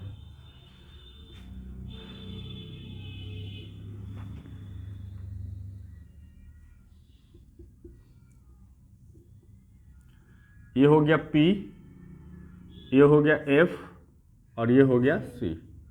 अब हमारा वस्तु जो होगा इसके सामने अगर आप ध्रुव पर रखते हैं, क्या रखते हैं, तो ध्रुव पर जितना बड़ा वस्तु रहेगा ना, प्रतिबिंब ध्रुव पर ही बनेगा उतना ही बड़ा। वस्तु का आकार और प्रतिबिंब का आकार दोनों क्या होगा, बराबर होगा, दोनों सीधा होगा, दोनों क्या होगा, और आभासी क्या होगा, क्योंकि दर्पण के पीछे कहाँ बनेगा, लेकिन सट के बनेगा। लेकिन यदि अवतल दर्पण के ध्रुव पर कोई वस्तु रखा हो तो उसका प्रतिबिंब कहाँ बनेगा, ध्रुव पर ही बनेगा। कहाँ बनेगा, और कैसा बनेगा, आभासी बनेगा, सीधा बनेगा, वस्तु के बराबर बनेगा। दूसरा कंडीशन समझिए,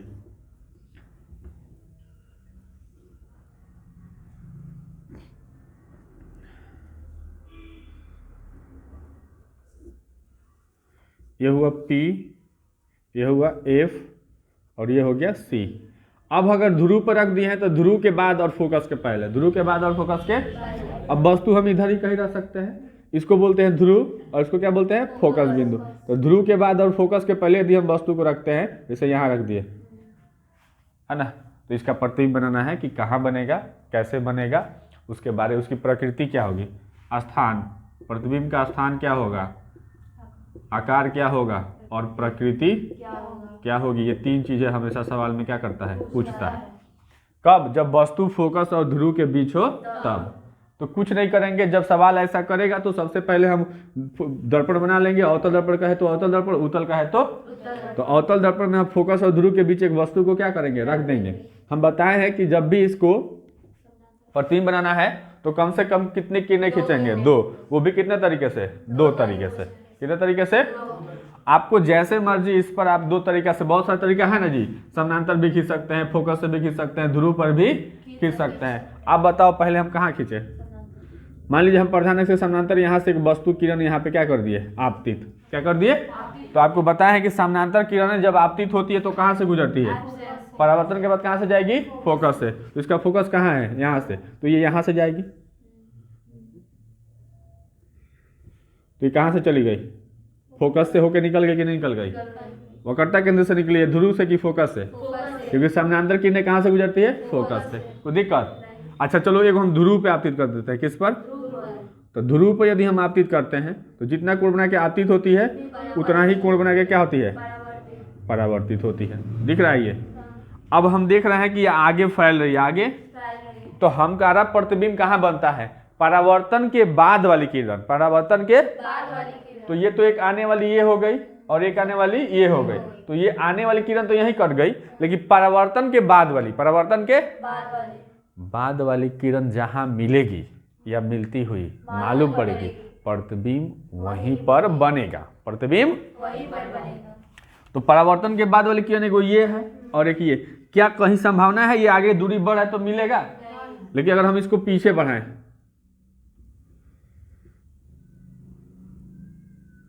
तो यहां पर मिलता हुआ क्या हो रहा है?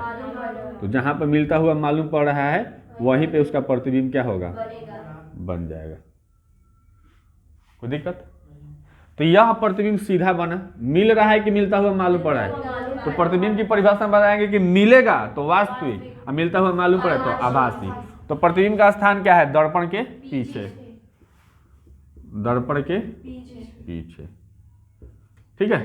आकार वस्तु से बड़ा, वस्तु से बड़ा। आकार वस्तु का क्या है? प्रतिबिंब का ये प्रतिबिंब है, ये क्या है? वस्तु है। तो आकार क्या है? वस्तु से बड़ा। प्रतिबिंब का आकार वस्तु से बड़ा। प्रकृति वास्तविक की आभासी? आभासी। या इसको काल्पनिक कहिए। क्या कहिए? आभासी कहिए या काल्पनिक। तो एग्जाम में अगर प्रश्न आता है कि जब कोई वस्तु दर्पण में, अवतल दर्पण में ध्रुव और फोकस के बीच रखी जाती है तो उसका प्रतिबिंब कहाँ कैसा बनता है? तो कहेंगे या प्रतिबिंब का स्थान क्या होगा, प्रकृति क्या होगी और उसका आकार क्या होगा? सचित्र व्याख्या करें। सचित्र। तो सबसे पहले हम वस्तु के लिए एक प्रतिबिंब आरेख खींच लेंगे। क्या खींच लेंगे? वस्तु को हम रख देंगे ध्रुव और फोकस के बीच, और बीच में रख के हम 2 किरण इस पर 2 तरीके से क्या करेंगे? एक समानांतर किया तो फोकस से चला गया, और एक ध्रुव पे आपतित किया तो जितना कोण पे आपतित किया उतना कोण पर क्या हो गया? परावर्तित हो गया। ये दोनों किरण आगे नहीं मिलेगी तो हमने इसको पीछे बढ़ाया, तो यहाँ पे आके मिलती हुई क्या हो गई? तो हम कहेंगे कि जब कोई वस्तु, जब कोई अवतल दर्पण में फोकस और ध्रुव के बीच होती है तो उसका प्रतिबिंब दर्पण के पीछे, दर्पण के वस्तु से बड़ा आभासी बनता है। आभासी और सीधा, आभासी और सीधा बनता है। कोई दिक्कत?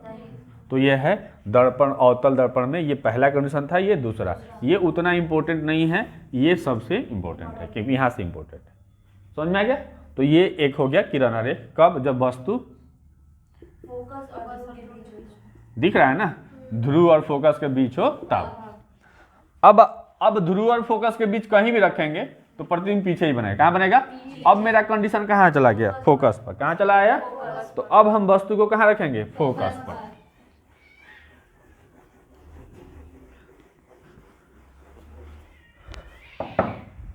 चलिए तीसरा कंडीशन।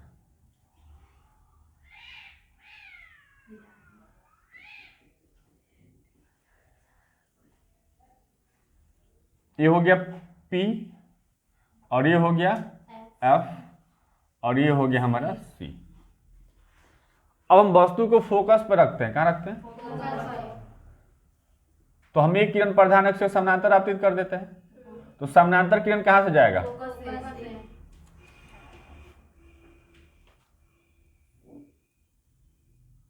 फोकस से जाएगा। कहाँ से जाएगा? आया और फोकस से क्या हुआ? चला गया। एक किरण आप कहाँ करें? बोले ध्रुव पर कर दें, तो ध्रुव पर आपतित करेंगे तो जितना कोण पर आपतित होता है उतना ही कोण पर क्या हो जाता है? परावर्तित। तो ये I और R दोनों क्या हैं? बराबर है। अब हमने क्या देखा, ये दोनों किरणें क्या हो गई, ऑटोमेटिक समानांतर हो गई। क्या हो गई, तो अब इसको आगे बढ़ाइए, चाहे आप इसको कहाँ बढ़ाइए, तो ना ये आगे मिलेगी ना पीछे मिलेगी, यानी कहीं नहीं मिलेगी। कहीं नहीं मिलेगी मतलब अनंत पर मिलेगी। कहाँ मिलेगी, अनंत पर। इधर भी अनंत और इधर भी अनंत।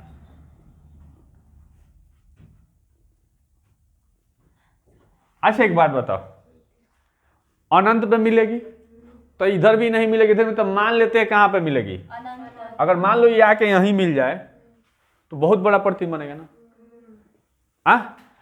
मान लो कि यहाँ मिल गया, कहाँ मिल गया, तो यहाँ पे प्रतिबिंब बनेगा, लेकिन यहाँ नहीं मिलेगा, कहीं नहीं मिलेगा, अनंत में मिलेगा। कहाँ मिलेगा, लेकिन जहां मिलेगा वहां पे उल्टा बनेगा। कैसा बनेगा, मिलेगा। क्या होगा, तो मिलेगा तो क्या हो गया, वास्तविक। तो स्थान क्या होगा, अनंत। क्या होगा, आकार क्या होगा, बहुत बड़ा।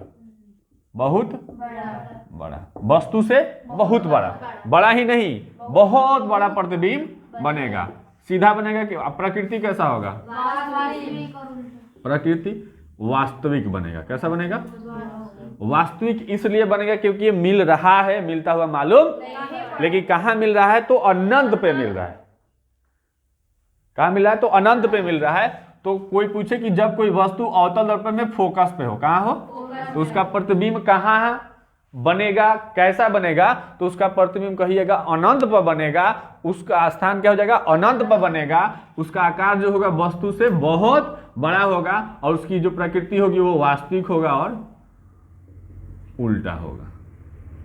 तो कहेंगे कि जब वस्तु अवतल दर्पण में फोकस पर स्थित रहता है तो उसका प्रतिबिंब अनंत पर वस्तु से बहुत बड़ा, वास्तविक और उल्टा बनता है। जब कोई वस्तु अनंत पर स्थित हो, सॉरी फोकस पर स्थित हो, कहाँ, फोकस पर, तो उसका प्रतिबिंब जो है वो बनेगा अनंत पर। प्रतिबिंब बनेगा अनंत पर, वस्तु से बहुत बड़ा बनेगा, वास्तविक बनेगा और क्या बनेगा, उल्टा बनेगा। कहीं नहीं मिलेगा यानी अनंत पर मिलेगा, कहीं नहीं मिलेगा यानी अनंत पर मिलेगा।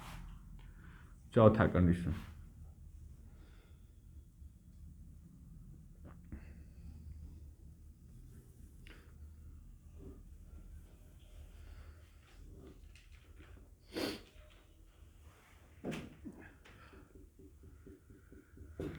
चौथा कंडीशन में बाबू आप देखेंगे यहां से, तो ये मैंने P कर दिया, ये मैंने C कर दिया और ये मैंने F कर दिया। अब हमारा वस्तु जो है फोकस पे था, तब फोकस के बाद चला जाएगा इधर, फोकस के बाद इधर। ये वक्रता केंद्र और ये क्या है, फोकस। अब इसके बीच में कहीं रखेंगे, इसके, तो यानी जब वस्तु हमारा वक्रता केंद्र और फोकस के बीच में स्थित हो, इसको बोलते हैं वक्रता केंद्र। तो वक्रता केंद्र और फोकस के बीच में स्थित हो तो उसका प्रतिबिंब कहाँ और कैसा बनेगा, इस चीज को थोड़ा हम लोग देखते हैं। तो हम इसके लिए भी कितनी किरणें खींचेंगे, 2। हमने एक खींच दिया प्रधान अक्ष के समानांतर, जो कि फोकस से होते हुए क्या होगा, गुजरेगा। समानांतर जब खींचेंगे तो परावर्तन के बाद कहाँ से गुजरेगा, फोकस से होके। कहाँ से, फोकस से होके। अब दूसरा अगर हम खींच देते हैं फोकस से, किससे खींच देते हैं, चलो हमने ध्रुव पे बार बार खींचा था ना, अब थोड़ा सा चेंजिंग करके हम कहाँ से खींच देते हैं, तो फोकस वाली किरणें क्या होती हैं, प्रधान अक्ष के समानांतर हो जाएंगी। प्रधान अक्ष के क्या हो जाएंगी, समानांतर। ये समानांतर हो गई। अच्छा, प्रधान अक्ष के समानांतर होने के बाद कहाँ मिल रही है, यहाँ पर।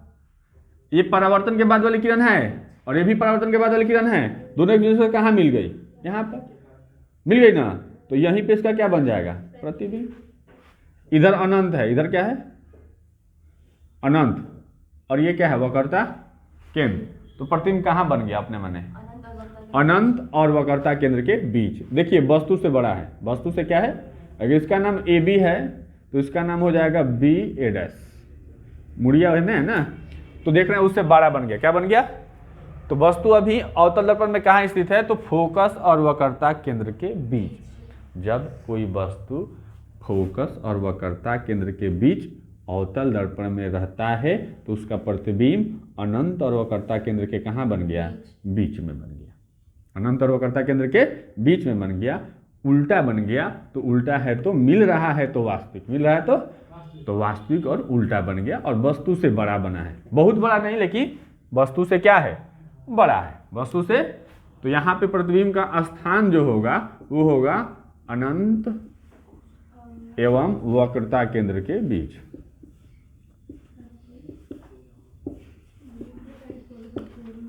उसका जो आकार होगा वो होगा वस्तु से बड़ा, और प्रकृति जो होगा वो होगा वास्तविक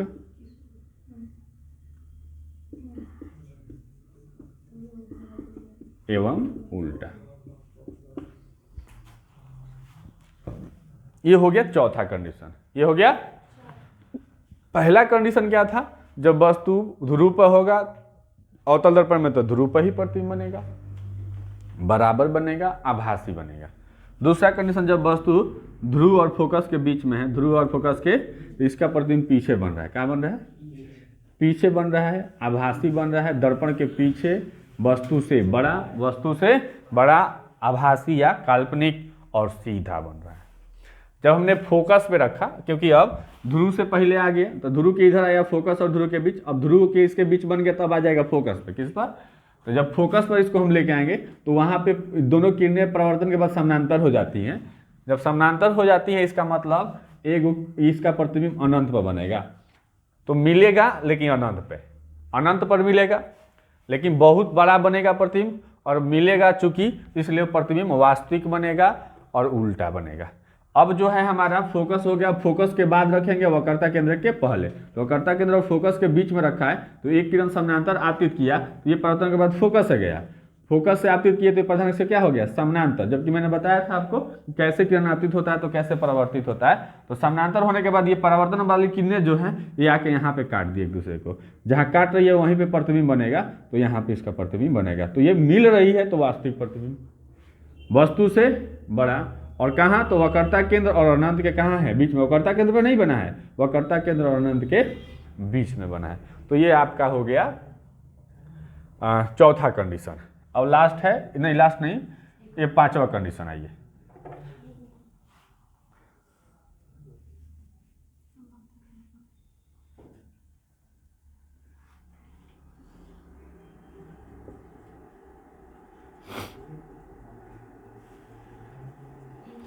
अब ध्यान से सुनेंगे। पांचवा कंडीशन हमारा है, अब हम फोकस और वक्रता केंद्र के बीच के तो रख देख लिए, तो जब भी फोकस और वक्रता केंद्र के बीच रखेंगे ना तो अनंत और वक्रता केंद्र के बीच ही बनेगा, उल्टा बनेगा, वास्तविक बनेगा, लेकिन वस्तु से बड़ा बनेगा। अब हम वस्तु को लेके आ गए वक्रता केंद्र पर, यहां से अब लेके आएंगे वक्रता केंद्र पर। देखिए यहां पर अब इसके बीच हो गया ना, तो अब ये कहाँ लेके आएंगे? वक्रता केंद्र पर। तो वक्रता केंद्र पर जब हम इसको रखेंगे तो चलिए, एक किरण प्रधान अक्ष के समानांतर, ये कहाँ से गुजरेगा? फोकस से। कहाँ से गुजरेगा? और एक किरण हम कर देते हैं फोकस से। कहाँ से? ठीक है, दूरी गड़बड़ हुआ है ना इसका, दोनों इक्वल नहीं है, दोनों इक्वल, क्योंकि फोकस बिंदु ठीक कहाँ होता है? बीच में। और इक्वल नहीं होगा तो फिर सवाल भी कैसा बन जाएगा? गलत बन जाएगा। ठीक है, इसको फिर से बनाते हैं।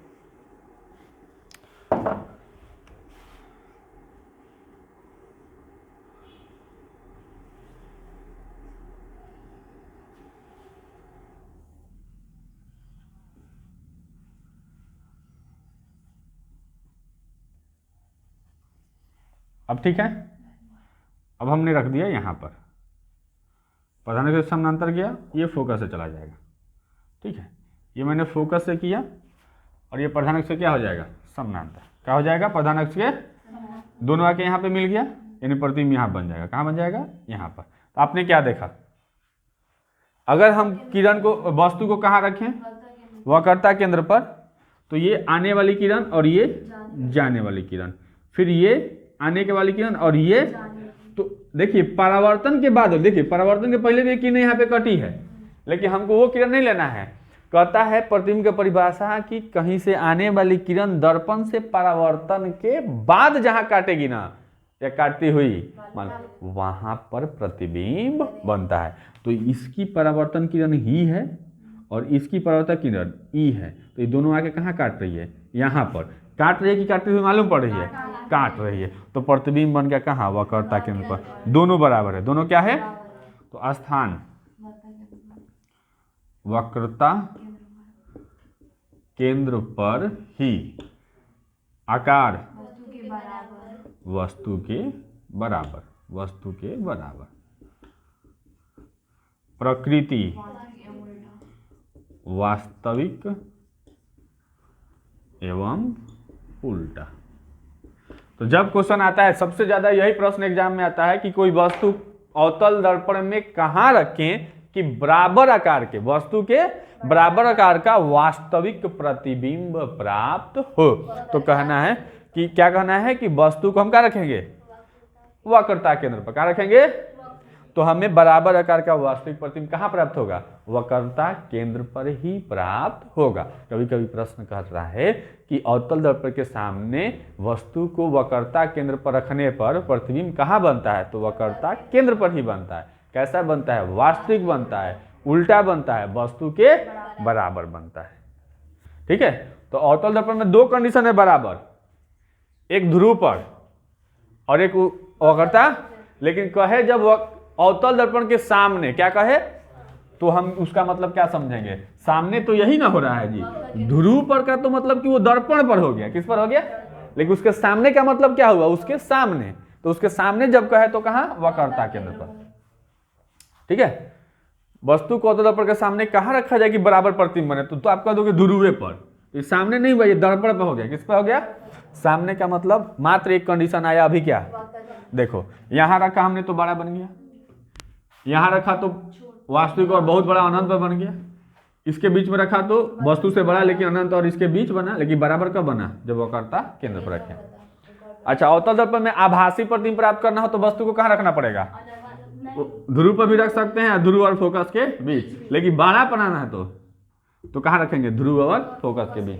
बड़ा को आवर्धित कहते हैं, क्या कहते हैं, तो कहता है एग्जाम में क्वेश्चन की अवतल दर्पण में सीधा और आवर्धित, सीधा और आवर्धित का मतलब बड़ा, आवर्धित का मतलब, तो सीधा और आवर्धित प्रतिबिंब प्राप्त करना है तो वस्तु को कहां रखना पड़ेगा, तो फोकस और ध्रुव के बीच में रखेंगे, तो सीधा भी मिलेगा और आवर्धित भी मिलेगा अवतल दर्पण में।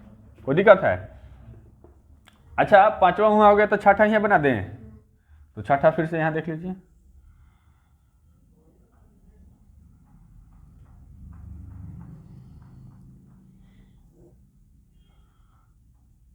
पी एफ और ये हुआ सी।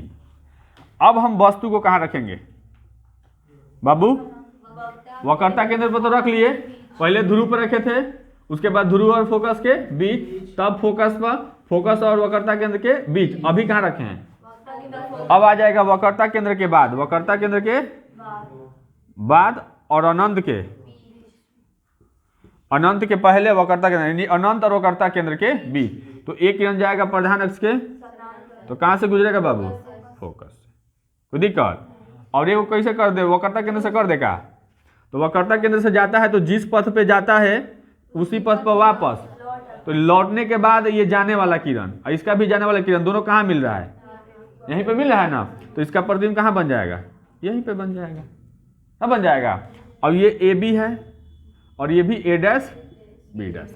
अब प्रतिबिंब छोटा होता है क्या, देखो इधर था तो बड़ा, यहां था तो बहुत बड़ा, और इधर आया तो और छोटा, यहां पे आया तो और छोटा, देखो बड़ा, बहुत बड़ा, और आया तो थोड़ा सा बड़ा, यहां पे आए तो बराबर, अब उधर जाएंगे तो क्या होता जाएगा, यानी छोटा होता जाएगा, क्या होता जाएगा।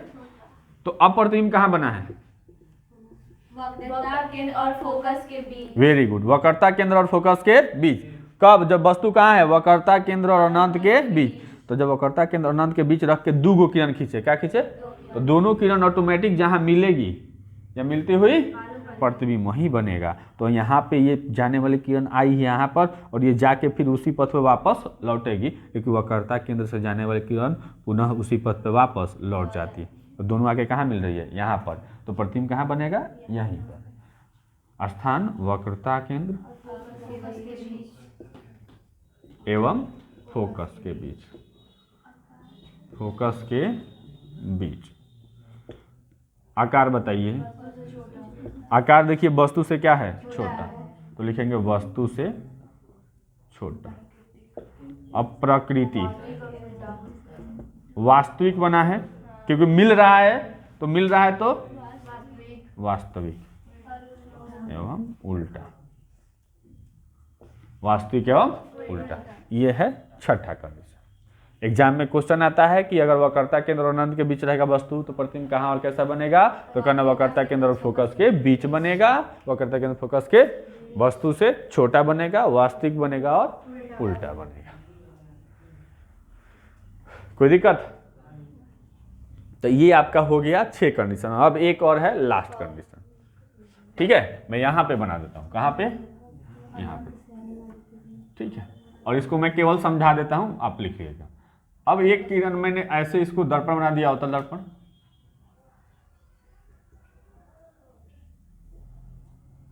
ये हो गया P, ये हो गया F और ये हो गया C, ठीक।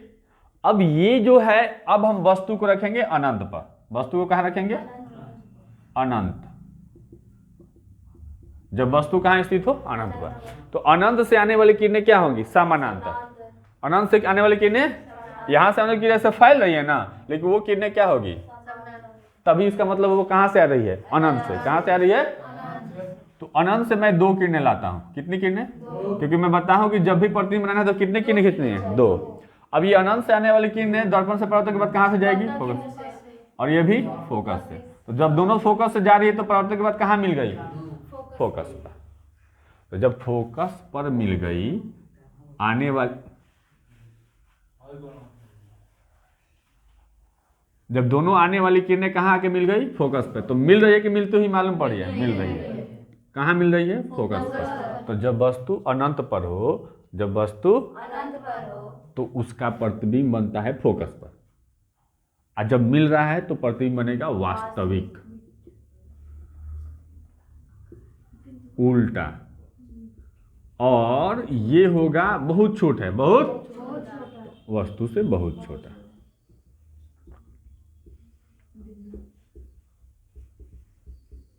छोटा बनता है। तो ये हो गए 7 कंडीशन। ध्रुव पर रहेगा, जब वस्तु ध्रुव और फोकस के बीच रहेगा, जब वस्तु फोकस और वक्रता केंद्र, जब वस्तु फोकस पे चला जाएगा, कहाँ चला जाएगा, फोकस पे, तीसरा कंडीशन यहाँ पे।